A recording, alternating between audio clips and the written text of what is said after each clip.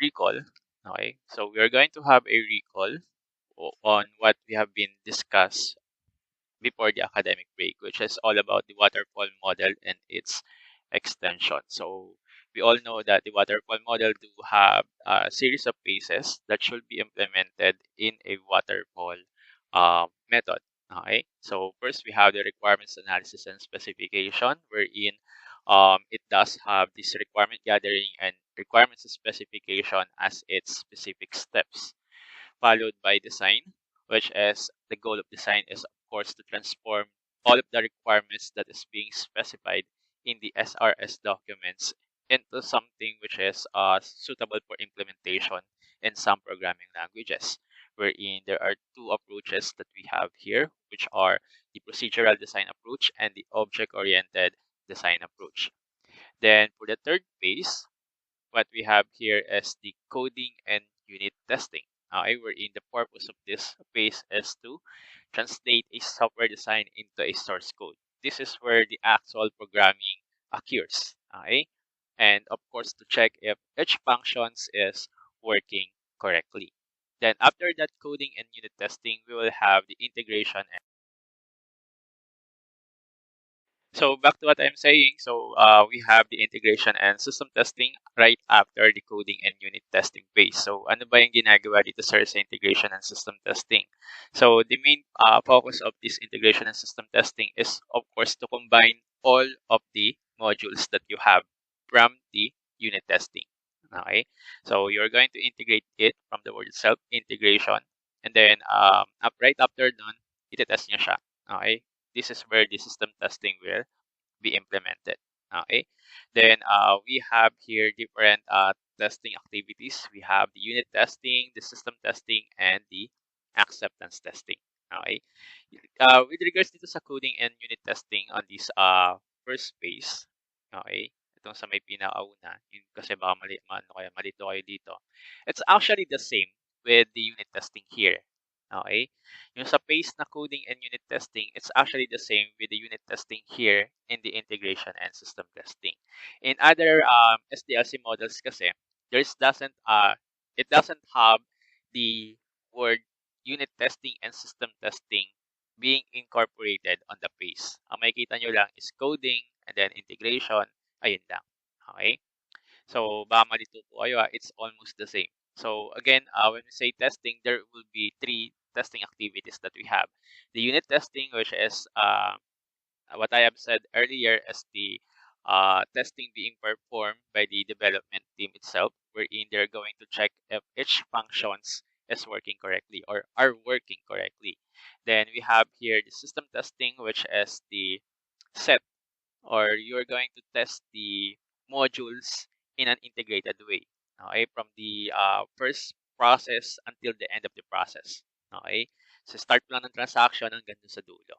Okay, then we have here the acceptance testing, wherein it's being tested by the client or the consultant, okay, whatever it is, okay, which is the one who is going to approve the system itself, okay, in the working environment.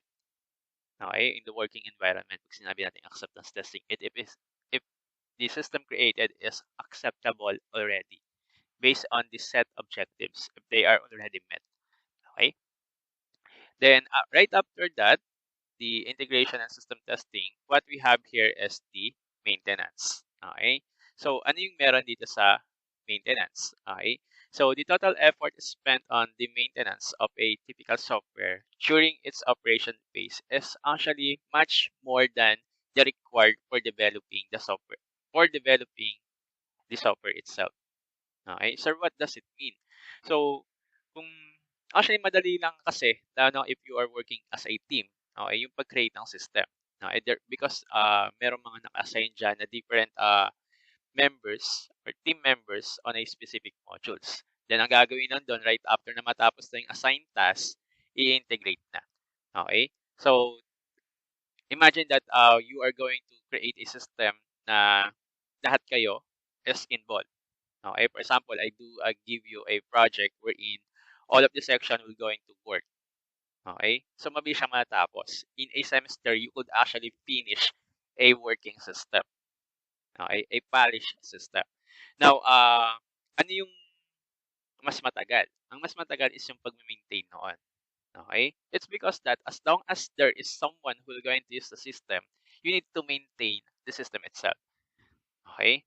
Because it will be adjusted on what is the needs of the user. Okay? So, yun yung mas matagal. Kasi for example, you just created the system in just sabihin natin na 5 months and then yung system na yun will be working on a specific environment for sabihin natin 10 years. So, meaning to say, you will going to maintain the system for 10 years as long as it is still working. Okay?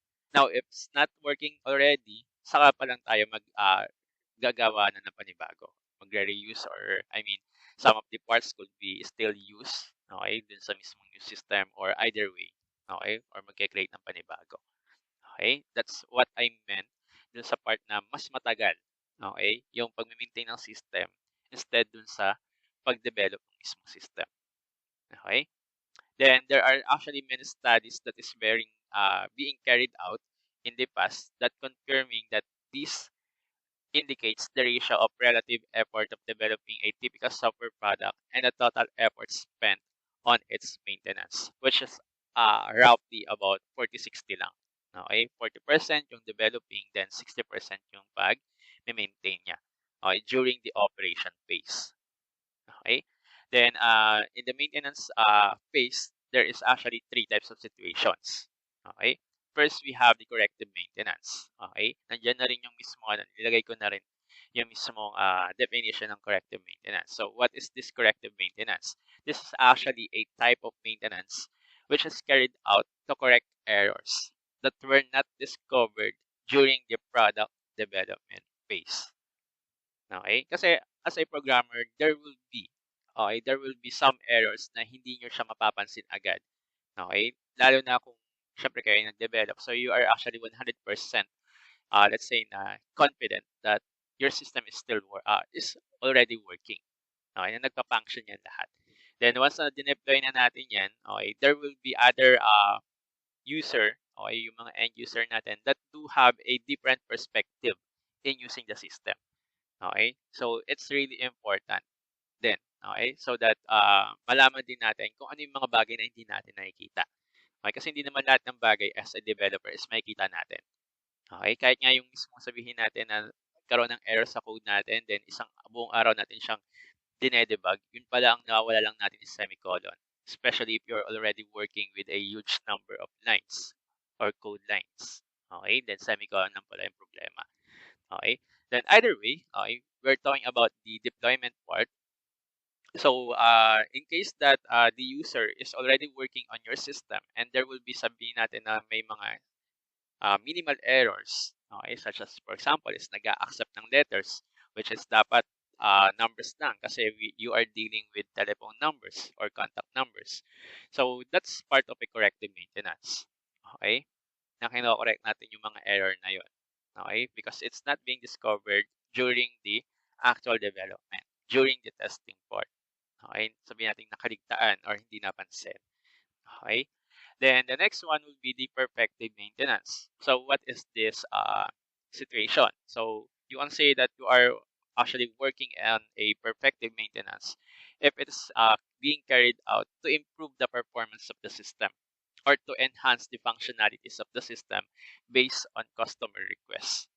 Okay? Usually, itong perfective maintenance is, ito yung usual na nangyayari. Okay? For example, sa mga applications na bigla na lang hindi nag-work or sabihin natin sinasabi nila na under maintenance. Okay? Maybe there is something na kailangan nilang i-improve. For example, is the stability of the system. Okay? Yung pagkain ng RAM, okay, or storage. Okay? That's part of the perfective maintenance. Okay? Ang purpose is to enhance, okay, the capability or sabihin natin yung performance ng mismong system. It's belong to or you are actually working on a perfective maintenance. Okay? Kasi itong corrective maintenance, okay, itong una, yan, corrective maintenance na yan, you could actually correct it without making the system down. Okay? Yung mga minimal errors na, for example, mga maling labels, Okay, mga maling, sabihin natin mga pictures, okay, on some parts, okay, you could actually do that maintenance without making the system down, okay, or yung pag-halt ng mismong transaction. Pero pag sinabi nating perfective maintenance, ito yung mga talagang kinakailangan nating i-ano muna, i-halt yung mismong transaction or mag-undergo ng maintenance for several hours. Okay, just to do a maintenance. Okay, then pag sinabi naman nating adaptive maintenance, okay, it's actually required for porting the system to work in a new environment. Okay, from the word itself, adaptive. Okay, yun yung transition. Okay? For example, sabihin natin na yung pagpo-port may required to get the software to work on a new computer platform or with a new operating system. Okay? O kaya naman, for example, is ito yung usually na nangyayari. Yung mga desktop games or yung mga literal talaga na games na nilalaro natin on our laptops or PCs that is being transported or transported into a mobile, okay, that's part of an adaptive maintenance. Okay?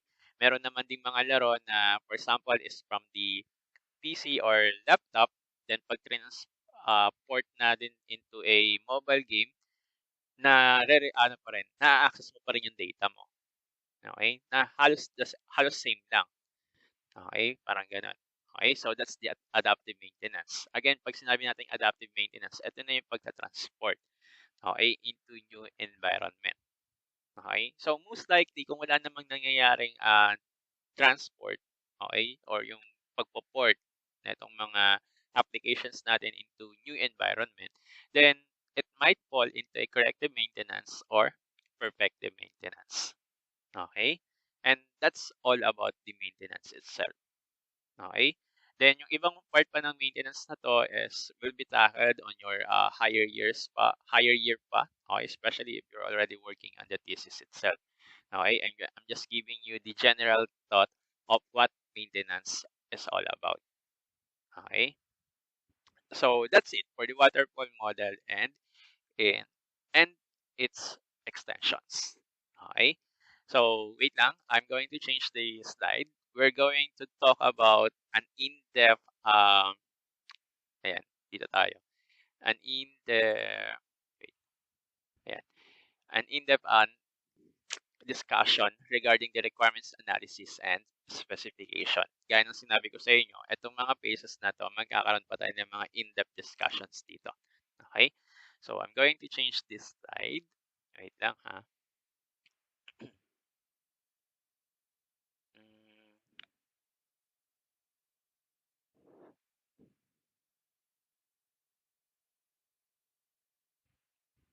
yung questions niyo right after na lang ng ano natin, ng mismong discussion para isang bagsakan na lang. You could jot down the requirements analysis and specification. So,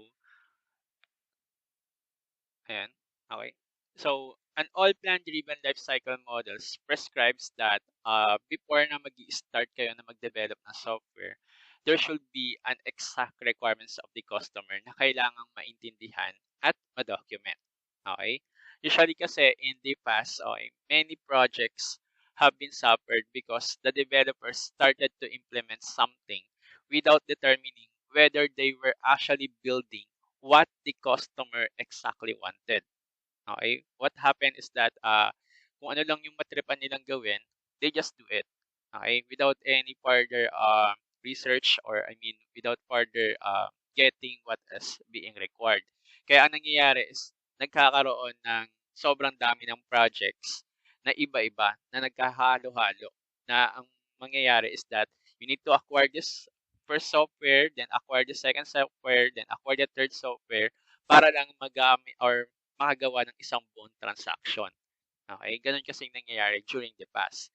Okay?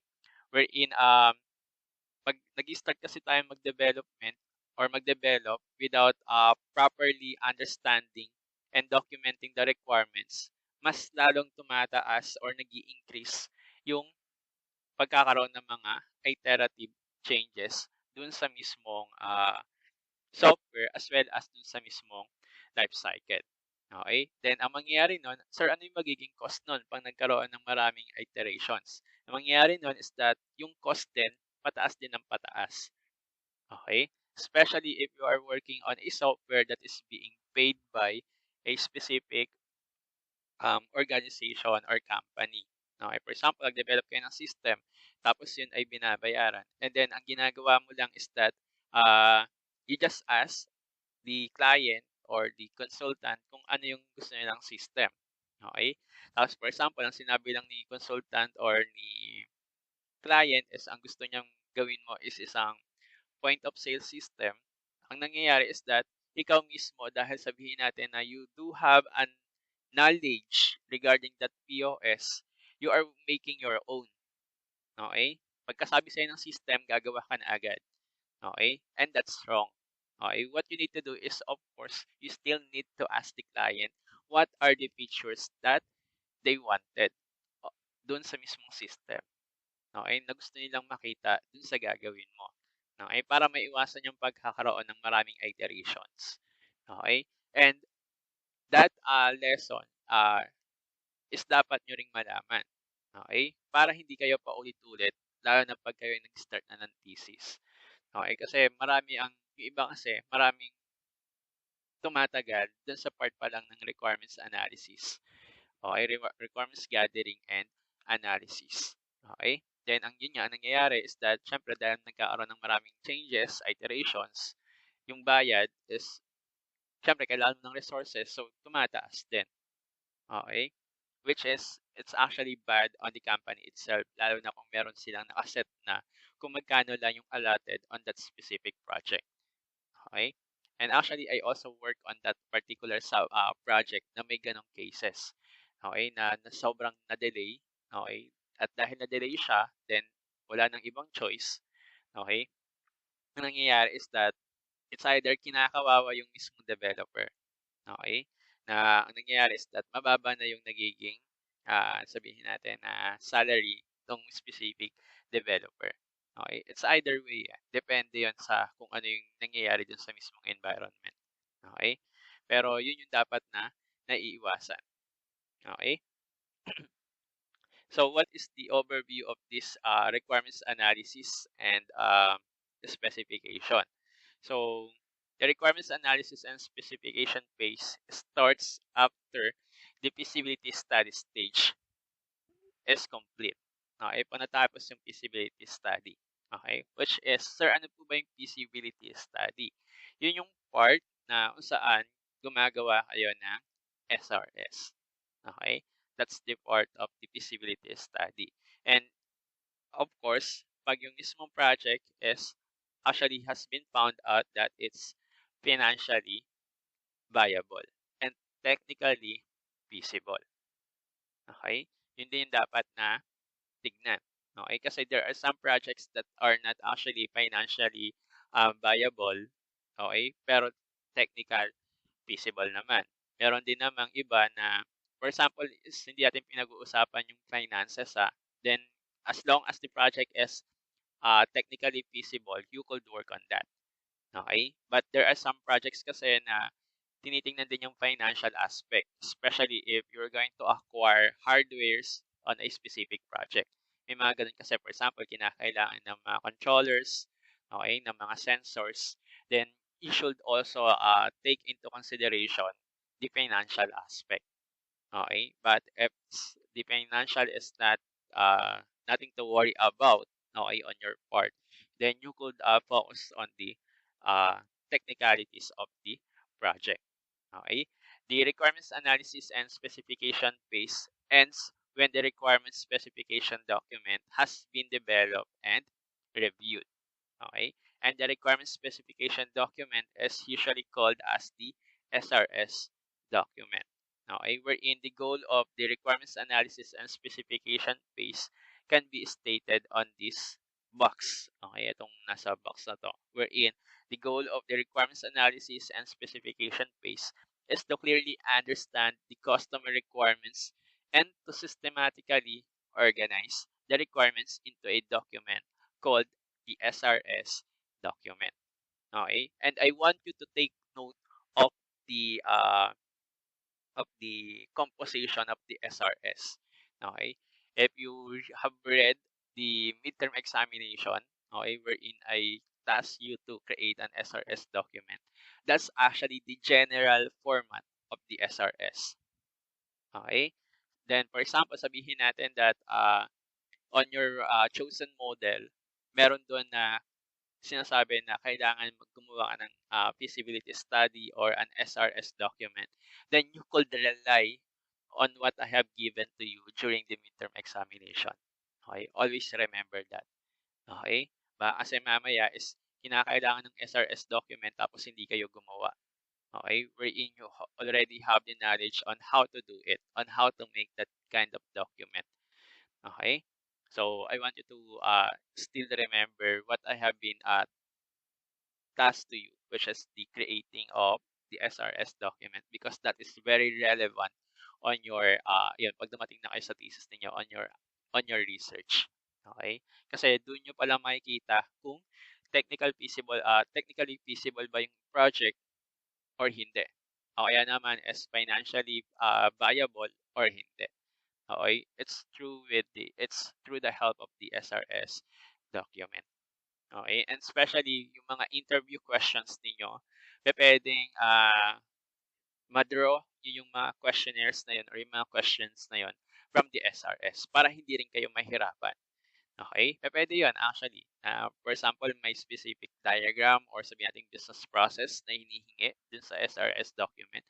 Then you could ask your client or consultant if they do have a business process, a business model. Okay? Then, ayun, of course, pag sinabi na nila sa inyo yung sagot, edi may mailalagay ka na on that specific part. So, medyo na less yung work mo na mag-isip. Okay? Kung ano ba yung dapat ilagay on that specific scenarios. Okay? On specific subsections. Okay?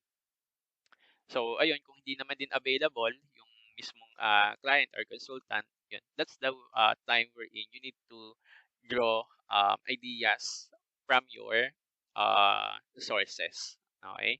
Kung kayo ay usually yung sources ninyo is galing dun sa internet, then you could put it on the SRS document. Okay? If the client or the consultant is not available, which is nearly impossible.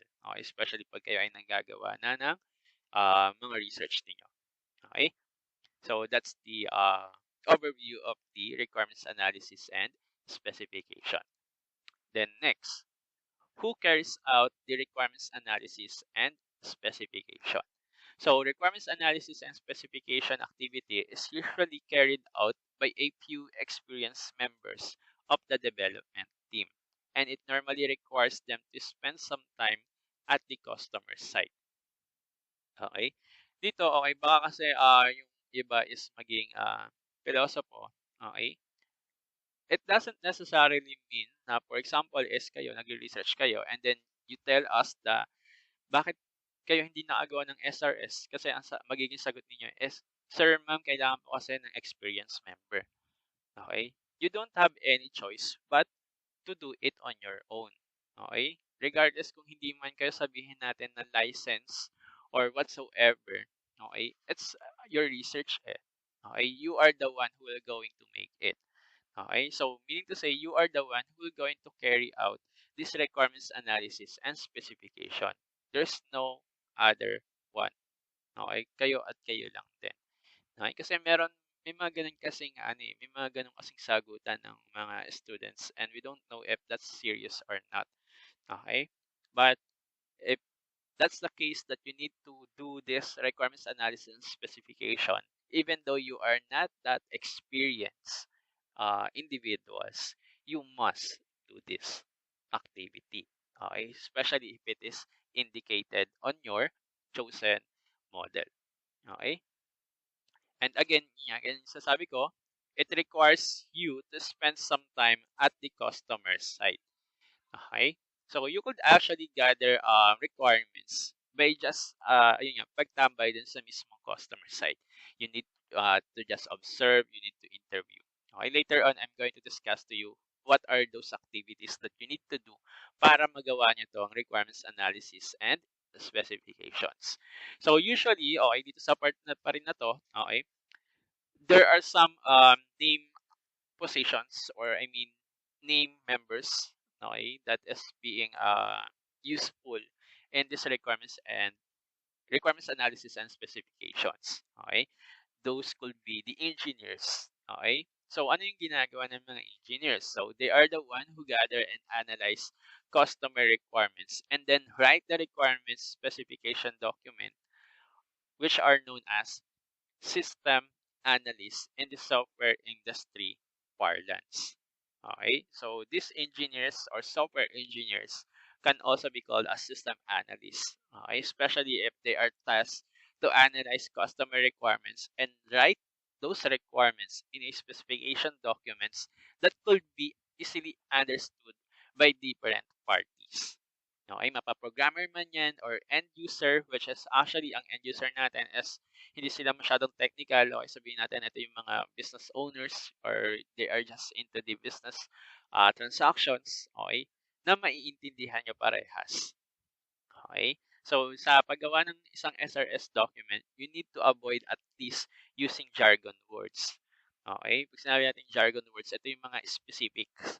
Okay? Mga specific terms na para lang sa ganitong field. Okay? Pero kung hindi may iwasan yung mga ganong klase ng jargon terms, that's when you need to put that on the definition of terms. Okay? It could either be yung definition of terms ninyo is galing in a dictionary, galing sa internet, or self-owned explanation. Okay? Actually, mas ideal pa kung self explanatory. Okay? Or kayo mismo yung nag-define nun. Okay? Especially kung yun ay ginamit ninyo sa mismong study ninyo. Okay? For example, there are some specific words na doon nyo lang sa research nyo ginamit. Okay? Kayo lang yung mismo nagbigay ng pangalan kasi wala kayong ibang maisip eh. Okay? So, for example, sabihin natin na ang ginamit nating term ay, ano ba? Mm, ah, freelancers. Okay? Freelancers kasi is masyadong madami. Okay?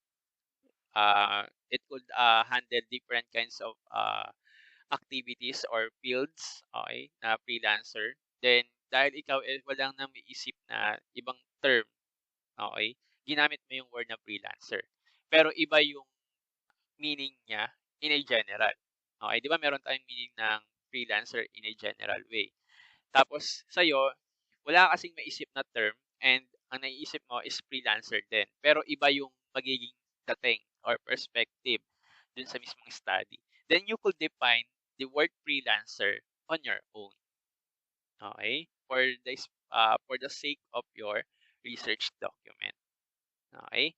So, ayun yun ha. Sa mga ano, hindi naman siya, baka kasi mahirapan din kayo mag-isip ng ibang words. Okay? Or wala kayong maisip na ibang word. That's why you are going to use what is already being used. Okay? Pero iba yung definition. Okay?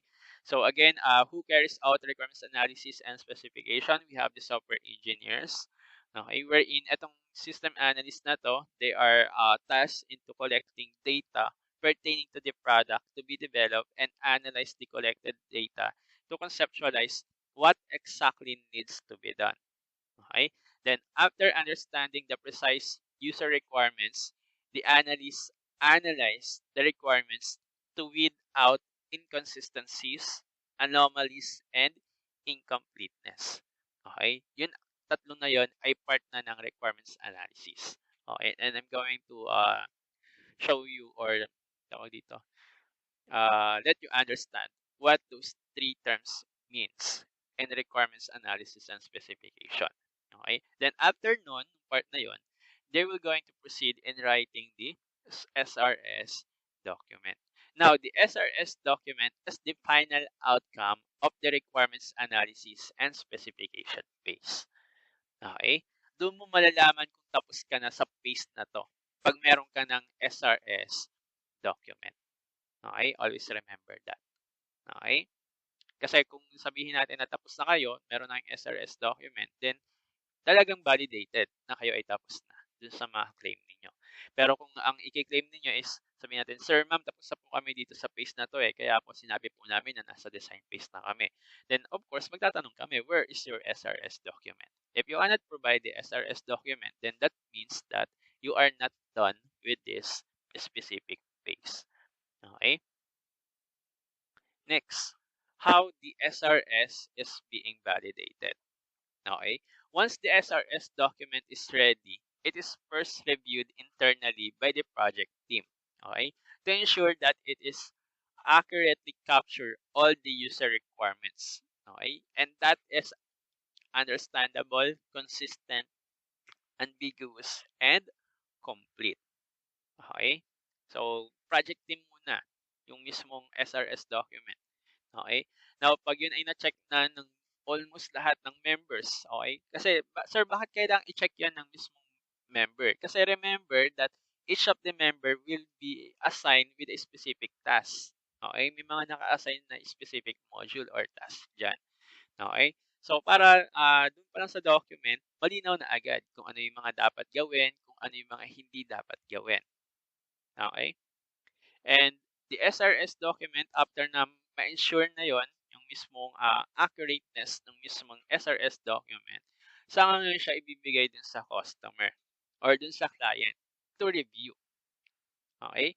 Then, after the customer has reviewed the SRS document and mag-agree na siya doon, okay, it will form as the basis for all the future development activities and will also serve as a contract document between the customer and the development team or yung mismong project team.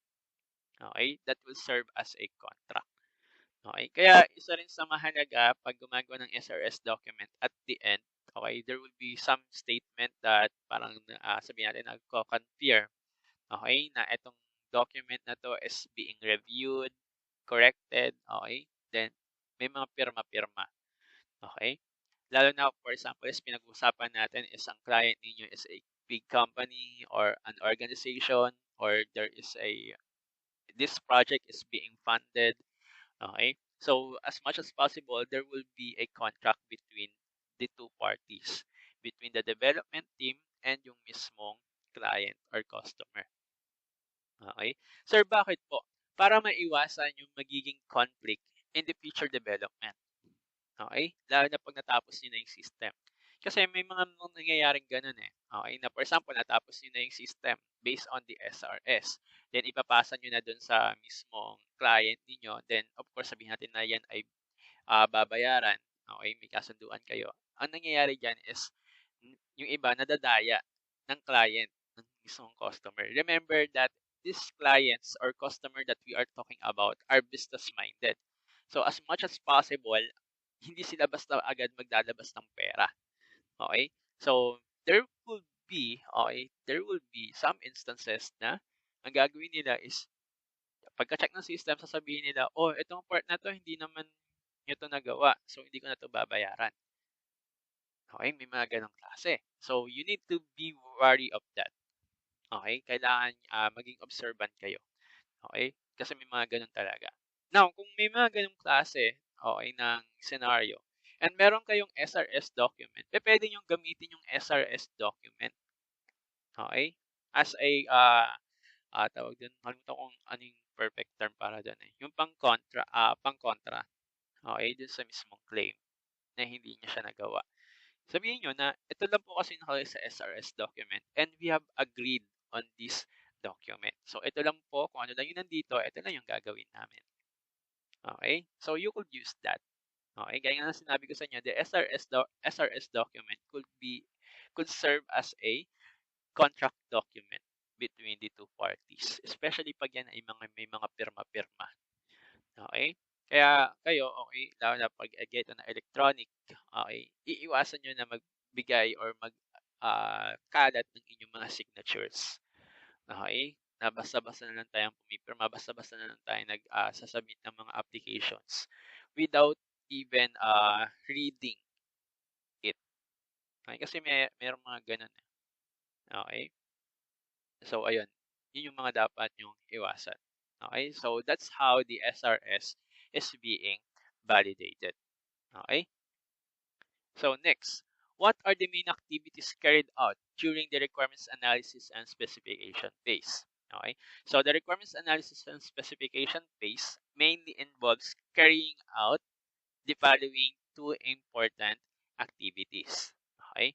First, we have the requirements gathering and analysis.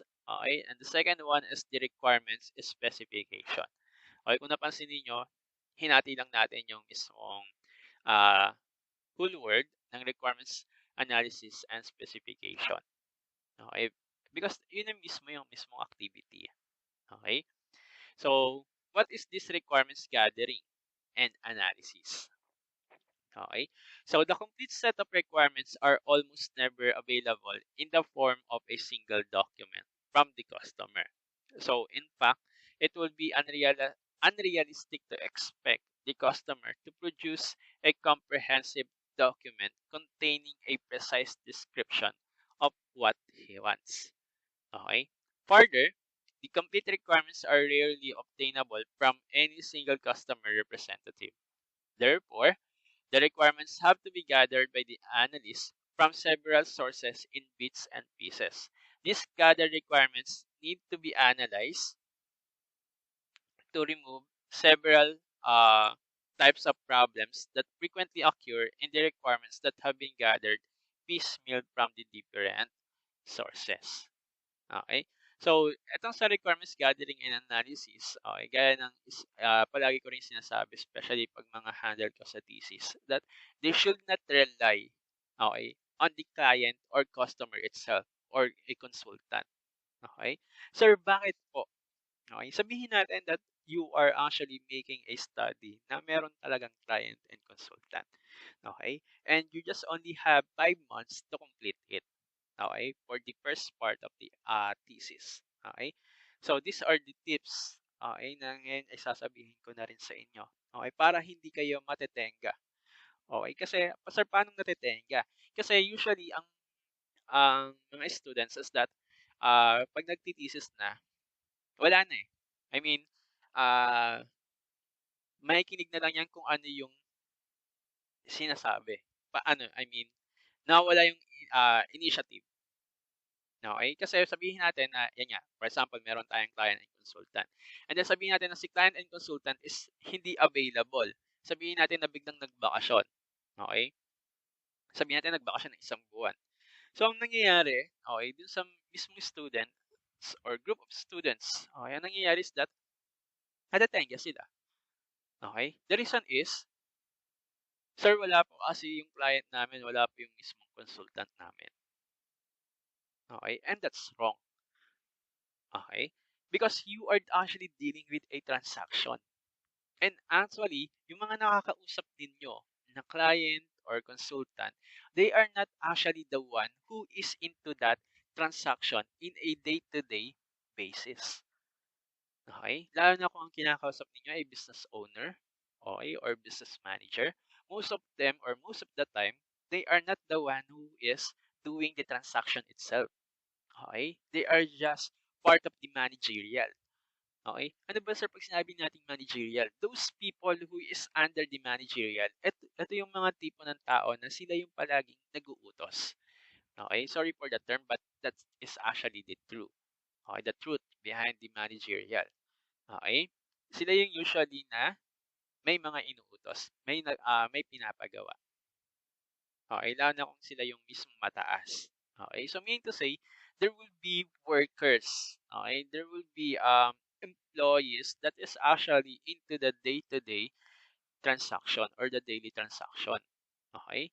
So, itong sources na to, okay, that particular employee could serve as a source for your requirements gathering and analysis. Okay? Actually, sila pa nga yung mas makapagbigay sa inyo ng concrete details on what is the problem that they are actually encounter during the daily transaction. Kasi sila yung mismong nasa transaction eh. Okay? Then, the next one is that there could be a several person that could be involved. Okay? So, ayan, meron na tayo yung mismong nag-handle talaga ng daily transaction. So, pwede nyo ring tanungin yung mismong customer nila. Okay? Okay, those are the most vital part of the business transaction. Okay? The employees and the customer itself. Okay? And they could be the source of information. Okay? So, aside from the gathering what is being required to you by the talagang nakakausap ninyo, ng mismong owner, kasi usually ganun eh. Usually nang na-handle ko is puro owner yung nakakausap nila. So, wag lang kayo basta magbe-base doon. Okay, gaya nga ng sinabi ko, paano pag biglang nagbakasyon yun ng isang buwan? Eh di natenga rin kayo ng isang buwan. Okay, nasasayang yung oras.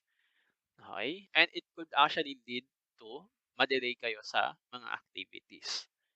Okay, at hindi mo yun pwedeng gawin na dahilan. Okay, especially if you do have this client or consultant. Okay, and another thing, for example, sabihin naman natin na yung study mo don't have a client. Okay, wala kang nakausap na tao. Okay? Sabihin natin na self-made mo lang yung research na yon. Okay? And it's being approved. Okay? Kasi may mga ganun din na walang kliyente. Which is actually yun yung required sa BSCS undergraduate thesis. Okay? That's the difference between the ITs. IT kasi they are doing the capstone project. The CS is doing an undergraduate thesis. Okay? So usually is yan yung mga self-made self-made research. Okay? Yung kayo lang nakaisip. Ngayon, dahil wala ikaw nakakausap dyan, what you need to do is to rely on the sources such as mga books, okay, internet sources, okay, and of course, yung mga tingin mo is target persons. Okay, na may kinabang mismong ide-develop mo. For example, gagawa ng isang application na, sige, medical, okay, since pandemic ngayon, okay. Then, sino yung pwedeng makinabang? Okay, sino yung pwedeng mong pagkuhanan ng data dyan? Okay, pwede mong pagkuhanan ng data is actually yung mga taong nakapaligid din sa'yo. Okay, pero wag naman yung, wag naman yung mismong family. Okay, kasi as much as possible, we restrict that. Okay, kasi magiging bias yung result ng study if we're going to gather information from our relatives or families. Okay, so dapat yung sabihin natin na neighborhood, pwede yun, neighborhood. Okay, or other person na sa labas ng barangay or labas ng subdivision, okay, that could be. Okay, kasi sila yung may kinabang ng application.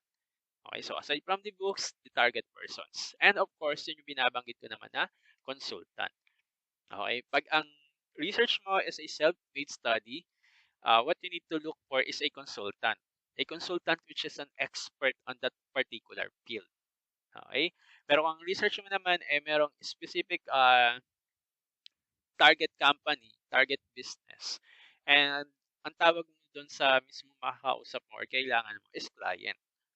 Okay, that's the difference between between the two, client or consultant. So either way, kahit anumang maging kabagsakan ng mismong study ninyo, there should be always one person or key person na magbibigay sa inyo ng information or data na kakailanganin ninyo on your specific study. And that is the client or the consultant itself. Okay? So, yeah, requirements gathering. So, we have this conceptually, we divide the requirements gathering and analysis activity into two separate tasks. So, we have the requirements gathering and the requirements analysis. Okay? So, what is this requirements gathering? So, requirements gathering is also popularly known as requirements elicitation. Okay? The primary objective of the requirements gathering task is to collect the requirements from the stakeholders. Now, what is this stakeholder?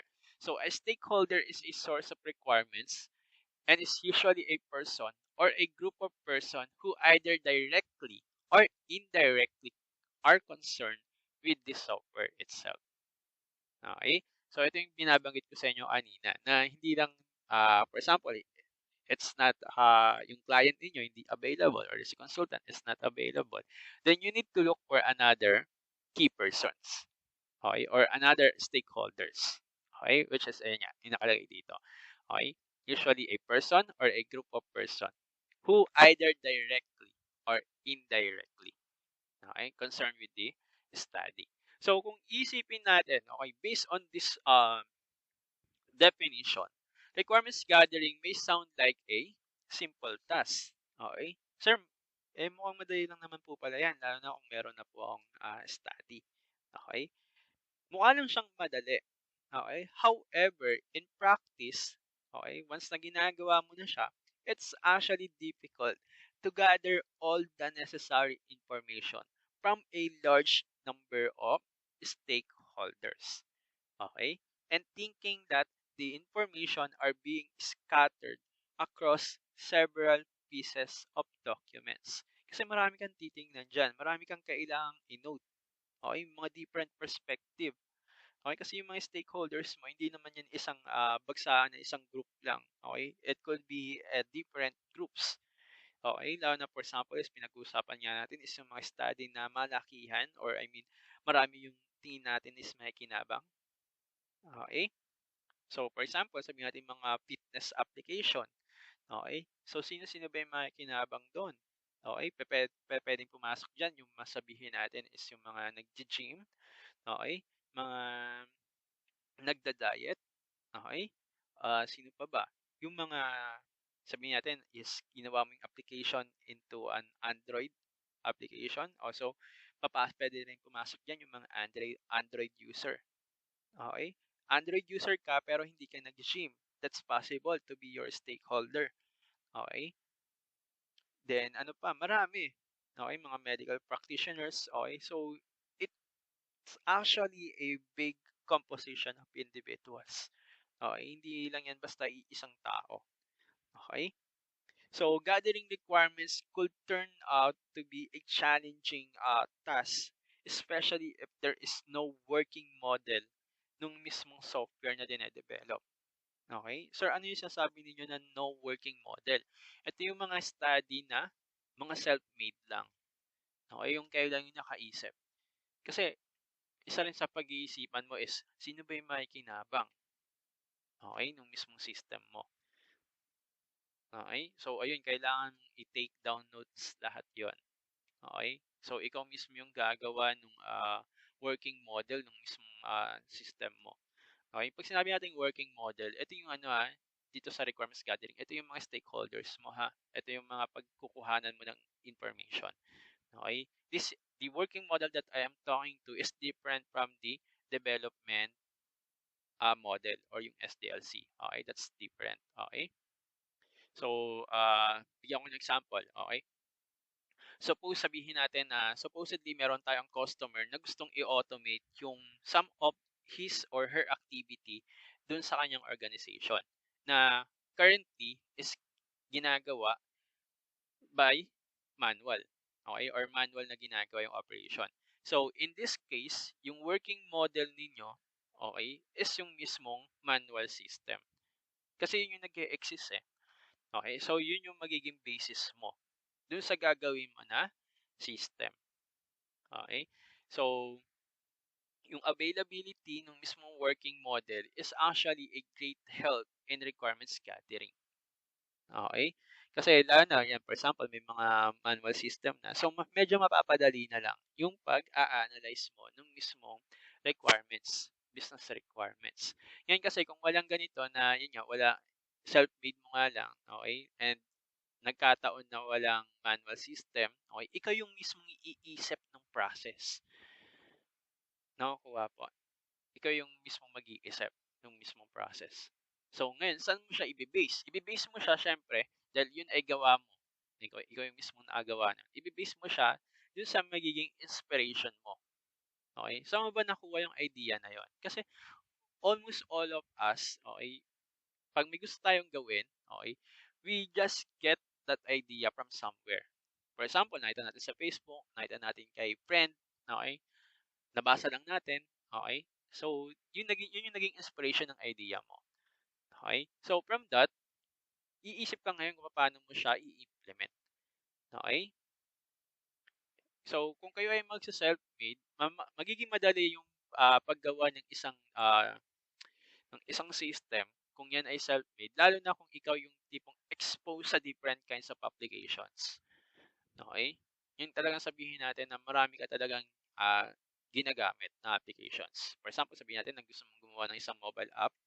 Okay? So, dahil yun ay self-made, okay? So, ikaw, kukuha ka ng inspiration from the several mobile applications na nagamit mo na. Ganito yung magiging design ng application. Ganito dapat yung magiging process. Kasi ito ay naging experience ko na. Okay? For example, sabihin natin na gusto mong gumawa ng something like katulad ng Lazada or Shopee. Okay? So, meron ka ng magiging inspiration, lalo na kung ikaw ay gumagamit ng Lazada or Shopee. So, iisip ka na ngayon ng ano ba yung wala? Okay? For example, bibigyan ko kayo ng example. Currently, merong gustong mag-develop ng isang something like an e-commerce app na pwede nilang i-try out yung mga binibenta. Okay? So, basically, that is limited on the uh, fashion or dress.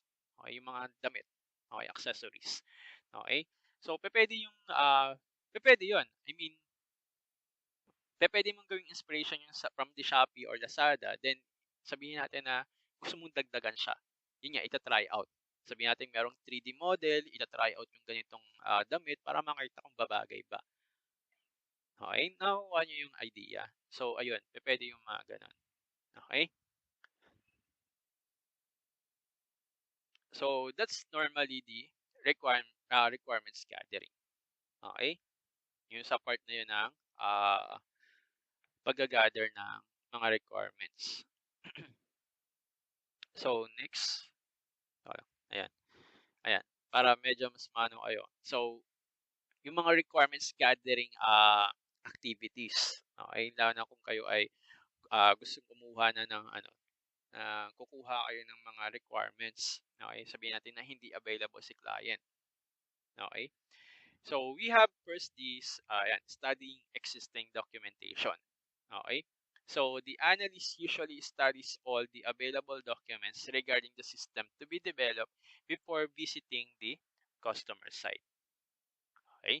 So, usually, ang tinitignan mo rito pag sinabi nating study existing documents is that, for example, tulad nito, pandemic ngayon, then sobrang layo ng client mo. So, you could ask for some documents na currently available sa kanila para pag-aralan mo. Okay? Kasi pwede ka doon makakuha ng idea. So, what are that kind of example? For example, is yung SOP.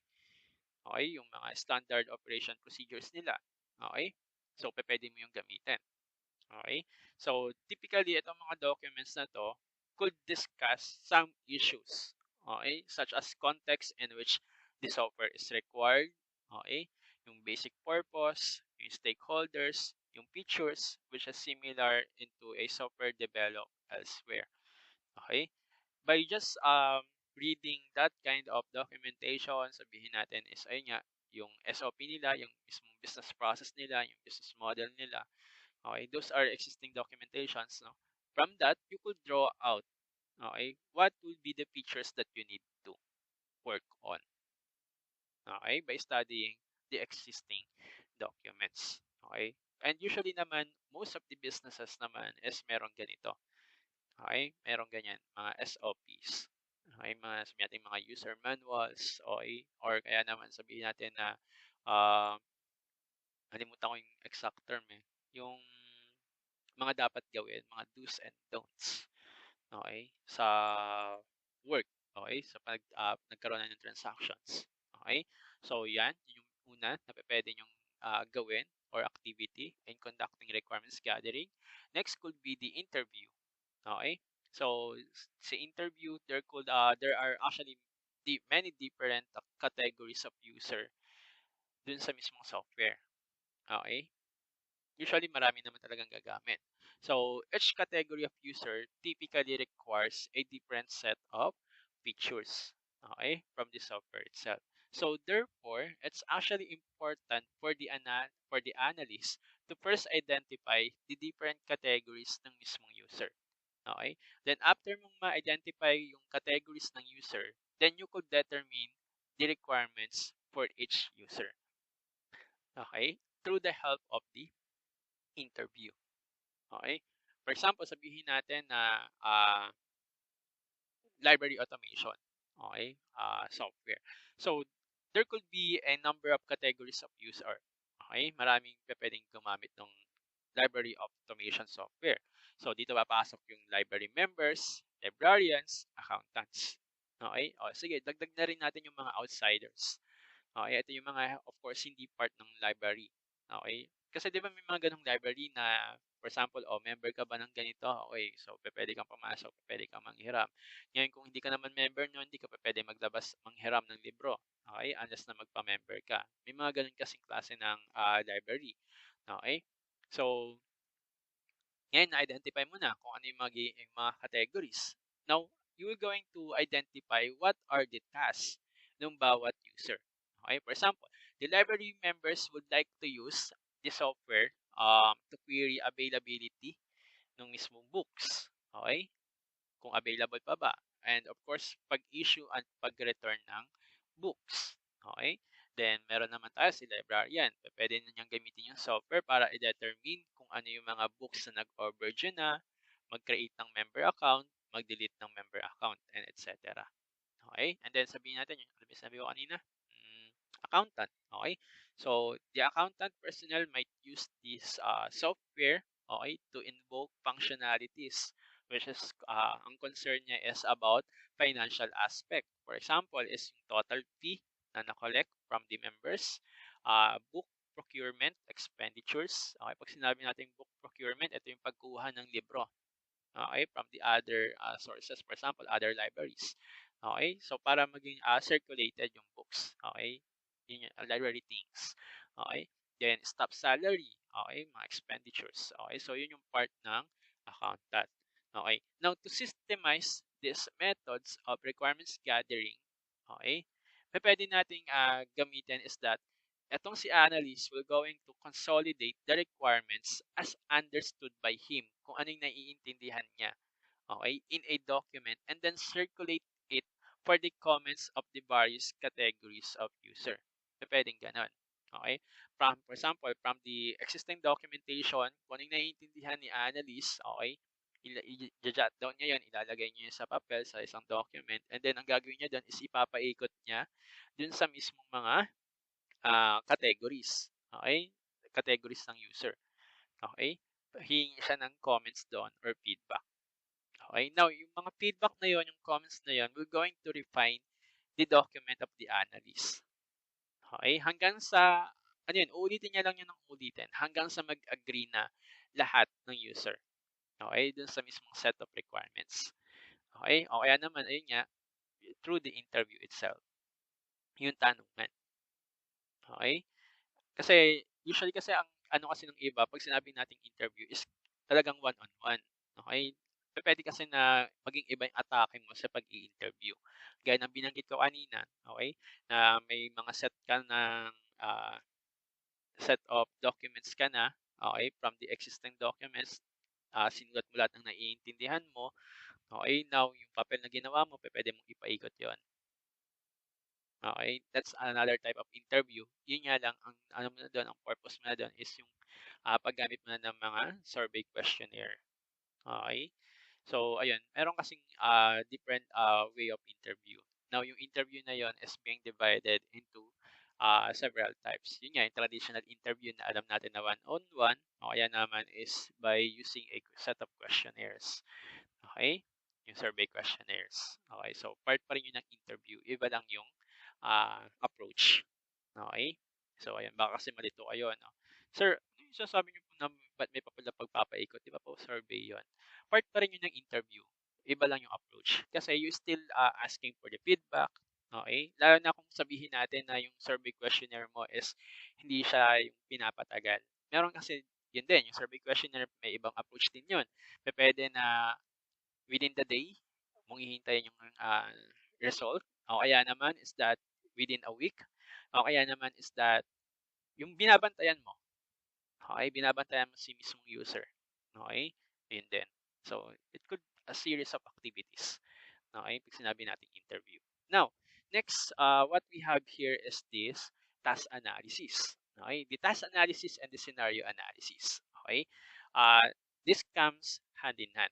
Okay, medyo different lang yung approach niyan. Okay, so ano pag sinabi nating task analysis? So, the user usually have the black box view of the software and consider the software as something that provides a set of services or functionalities. Now, yung mga services na yun na supported ng mismong software is also called as a task. So, we can therefore say that the software performs various tasks of the user. Okay? Now, on that specific context, the analyst tries to identify and understand the different tasks to be performed by the software itself. Okay? Now, for each identified task, ang gagawin ni analyst is itatry niyang i-formulate yung different steps necessary, okay, to realize the required functionality in consultation with the user itself. Okay? For example, sabihin natin, balik ulit tayo sa library automation system. Okay? Yung pag-i-issue ng book. Okay? Issue book service or issuance of book service. Okay? Yung steps can be i-authenticate si user, i-check yung number of books na na-issue kay customer or kay user, and then i-determine kung ilan yung maximum number of books na yung member na yon na pwede niyang i-borrow. Titingnan kung yun ba ay na-reach na or hindi. Okay? Then i-check din kung ano yung tawag dito, yung book na naka-reserve. Okay? Then ipo-post din kung ano yung book issue, okay, details, okay, ng mismong members record based on the members record. And finally, i-print out yung book issue slip. Okay? Na pwedeng i-present ni member dun sa mismong security counter para ma-take out yung mismong book outside of the library premises. Okay? Kung napansin niyo or kung I don't sure kung naiintindihan niyo, okay, there will be several tasks. Okay? On a specific function, okay, may mga several tasks pa. Okay, gaya nga binanggit ko kanina sa library automated system, sabihin natin na ang task natin is yung pag-i-issue ng libro. Okay? Ano-ano yung mga tasks under nung ano-ano yung mga activities under nung specific task na yon. Okay? That's the task analysis. Okay? So, ganun ka-intricate yung paggawa ng tamang software. Okay? Titingnan mo lahat ng aspect. Hindi lang sabihin natin na pag sinabi natin, mag-i-issue ng book. Okay? Yun lang agad. Hindi mo na in-identify kung ano ba yung mga steps para dun sa specific task na yon. Okay? Kasi meron pa rin yung procedure eh. Nakukuha po. Yun nga, gaya nga sinabi ko sa inyo is, is-check muna kung tawag dito, authenticate ba yung user, kung talaga bang member siya. Okay, check muna kung ilan na yung number ng books na na-issue doon sa member na yon, and etc. Bago ma-issue yung mismong libro sa kanya. Okay, so that's the task analysis. Okay, yung mga specific functionalities, kailangan muna ding tingnan ng mabuti. I-analyze na mabuti kung ano yung mga specific activities na gagawin para ma-accomplish yung specific functions na yon. That's the task analysis. Okay? So, this task analysis helps the analyst to understand the nitty-gritty of various user tasks and represent each task as hierarchy of subtasks. Okay? Now, we have the scenario analysis. So, sa scenario analysis naman, can many scenarios of operation. Okay?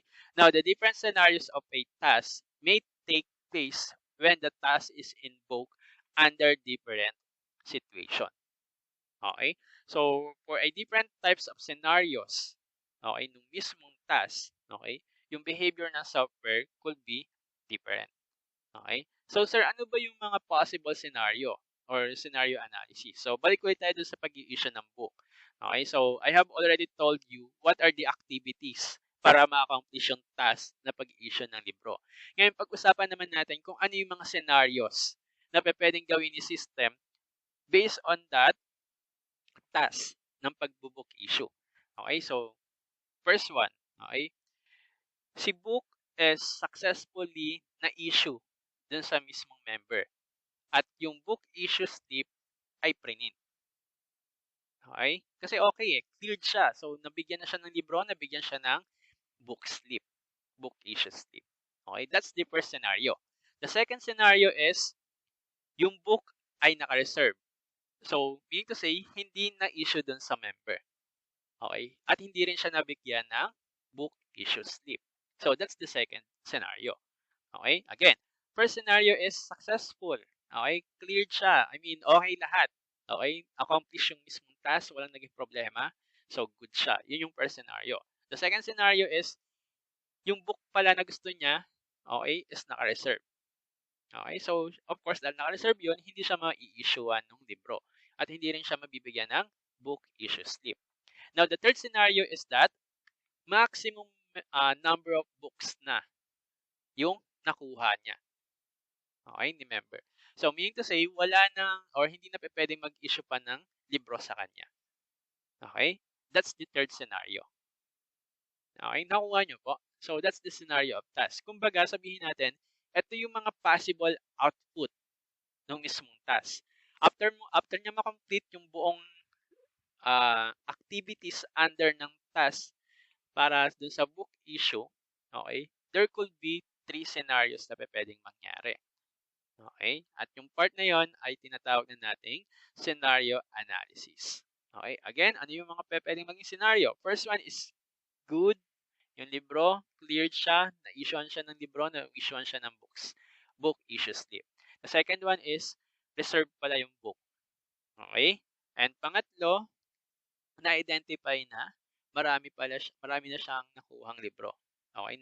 Na-reach niya na yung limit ng panghihiram ng libro. So, meaning to say, hindi na siya pwedeng ma-issuean pa ng libro. Okay? So, that's the scenario analysis. Okay po. Nakuha. So, this is the requirements gathering activities.